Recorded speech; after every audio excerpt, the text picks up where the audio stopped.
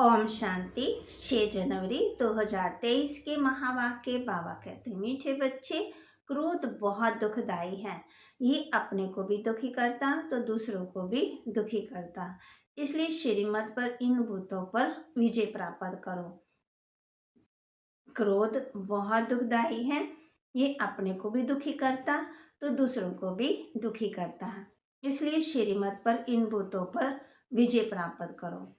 प्रश्न, club club का दाग किन बच्चों पर लगता है? उनकी गति क्या होती है? उत्तर, जो अपने को बहुत होशियार समझते हैं, श्रीमत पर पूरा नहीं चलते, अंदर कोई ना कोई विकार गुप्त व प्रत्यक्ष रूप में है, उसे निकालते नहीं, माया घेराव करती रहती, ऐसे बच्चों पर कलब कलब का दाग लग जाता है। उन्हें फिर अंत में बहुत पछताना पड़ेगा। वे अपने को घाटा डालते रहते हैं। गीत, आज अंधेरे में है इंसान। ओम शांति। बच्चे जानते हैं कि बेहद का बाप, जिसको हेवनली गॉड फादर कहा जाता है, वह सबका बाप है। वे बच्चों को सम्मुख बैठ समझाते हैं। बाप तो सभी बच्चों को इन नैनों से देखते हैं। उनको बच्चों को देखने के लिए दिव्य दृष्टि की दरकार नहीं है। बाप जानते हैं, परम धाम से बच्चों के पास आया हूँ। ये बच्चे भी यहाँ देहधारी बन पाठ बजा रहे हैं। इन बच्चों को सम्मुख बैठ पढ़ाता हूँ। बच्चे भी जानते हैं, बेहद का बाप, जो स्वर्ग की स्थापना करने वाला है, वह फिर से हमको भक्ति मार्ग के धक्कों से छुड़ाए हमारी ज्योत जगा रहे हैं। सभी सेंटर्स के बच्चे समझते हैं कि अब हम ईश्वर कुल के व ब्राह्मण कुल के हैं। सृष्टि का रास्ता कहा जाता है परम पिता परमात्मा को। सृष्टि कैसे रची जाती है, वह बाप बैठ समझाते हैं।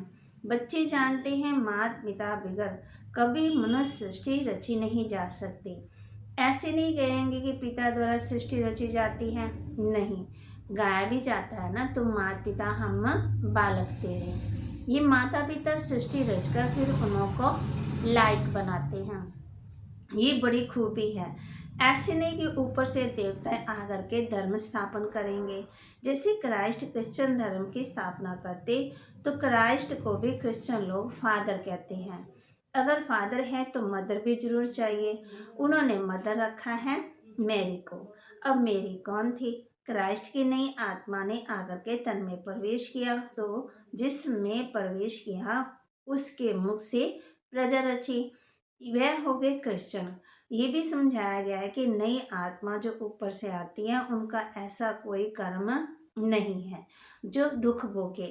पवित्र आत्मा आती है, जैसे परमपिता परमात्मा कभी भी दुख नहीं भोग सकते। दुख अथवा गाली आदि सब साकार को देते हैं। तो क्राइस्ट को भी जब क्रॉस पर चढ़ाया, तो जरूर जिस तन में क्राइस्ट की आत्मा ने प्रवेश किया, उसने ये दुख सहन किया। क्राइस्ट की प्योर सोल तो दुख नहीं सहन कर सकते। तो क्राइस्ट हुआ फादर। माँ कहाँ से लाए? फिर मेरी को मदर बना दिया। दिखाते हैं ना, मेरी कुमारी थी, उनसे क्राइस्ट पैदा हुआ। ये सब शास्त्रों से उठाया है, दिखाया है ना, कि कुंती कन्या थी, उनसे कर्ण पैदा हुआ। अब ये दिव्य दृष्टि की बात है, परंतु उन्होंने फिर कॉपी कर दिया। तो जैसे ये ब्रह्मा मदर है ना, मुख द्वारा बच्चे पैदा कर फिर संभालने के लिए मम्मा को दे दिया। तो क्राइस्ट का भी ऐसे ही है। बाबा ज्ञान सुनाते हैं तो मम्मा फिर उसको बाबा कहते, फिर उनकी पालना करते, मम्मा देखभाल करते बच्चों की। क्राइस्ट ने प्रवेश कर धर्म की स्थापना की। उनको कहेंगे क्राइस्ट के मुख्य वंशावली भाई और बहन। क्रिश्चियन का प्रजापिता हो गया क्राइस्ट, जिसमें प्रवेश कर बच्चे पैदा किए, वह हो गई माता। फिर संभालने के लिए दिया मेरी को। उन्होंने फिर बाप कहते मेरी को मदर समझ लिया।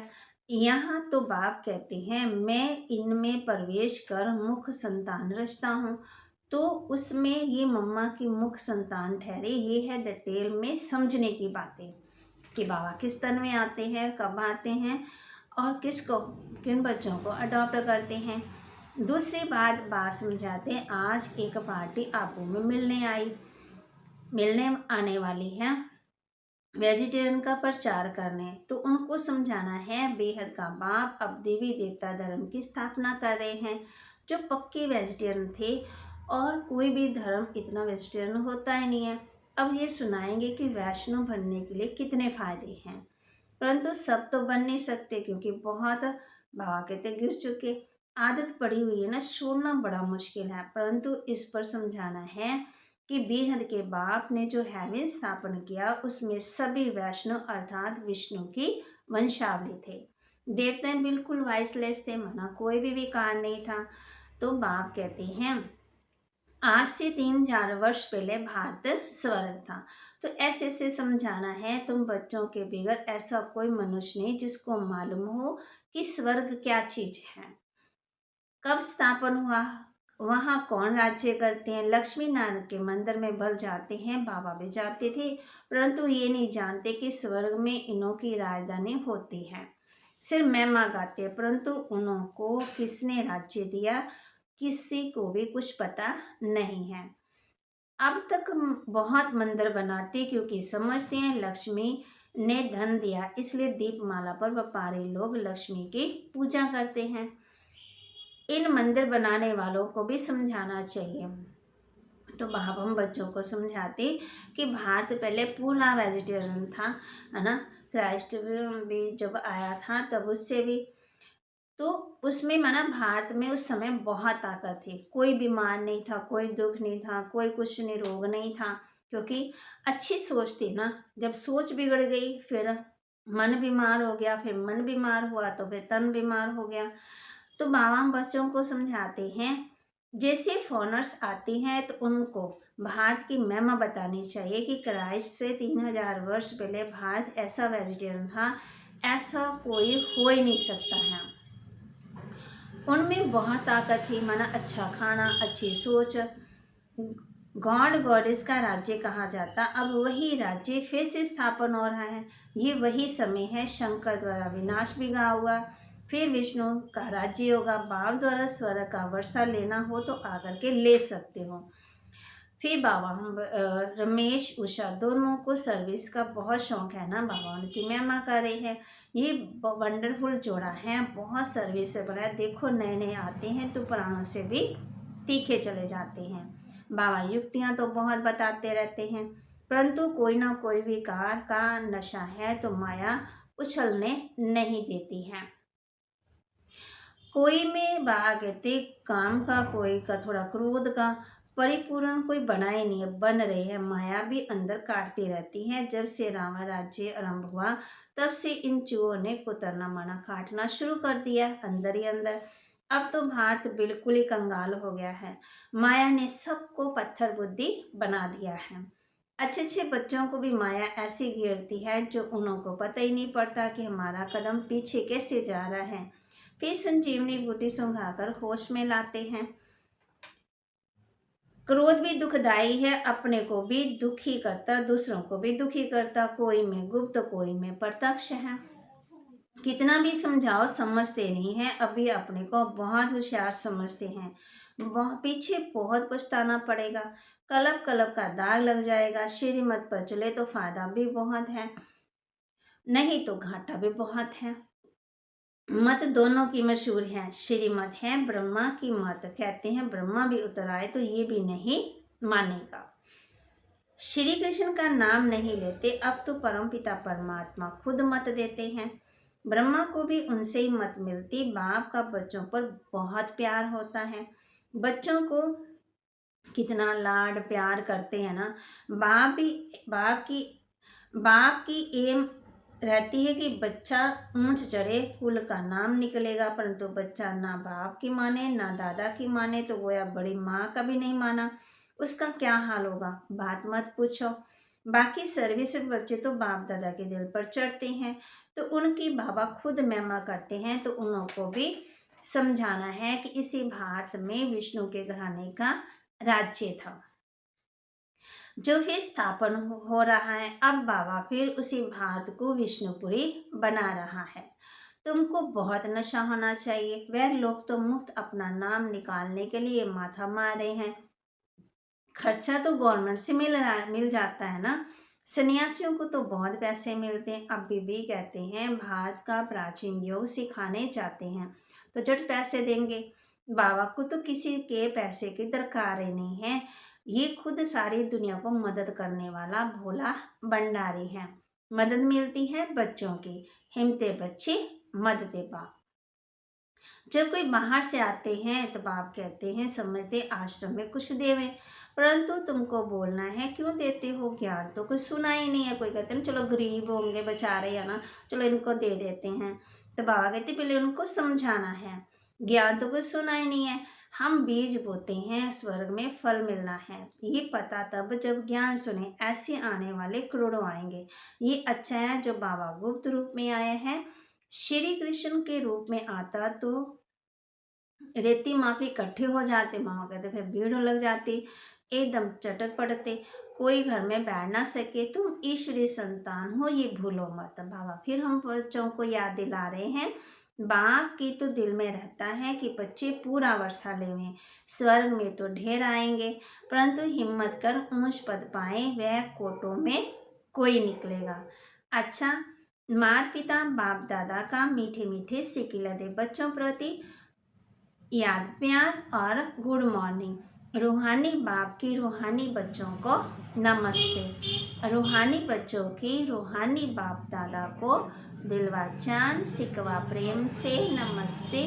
ओम शांति। प्यारे बाबा, मीठे बाबा, मेरे बाबा, शुक्रिया बाबा। फिर रात्रि का क्लास है 15 से 68। पास्ट जो हो गया उनको रिवाइज करने से जिनकी कमज़ोर दिल है तो उनके दिल की कमज़ोरी भी रिवाइज हो जाती है। इसलिए बच्चों को ड्रामा के पट्टे पर ठहराया गया है। मुख्य फ़ायदा है याद से। याद से आजू बड़ी होनी है। ड्रामा को बच्चे समझ गए हैं, कब ख्याल ना हो। ड्रामा में इस समय ज्ञान सीखने और सिखाने का चल रहा है।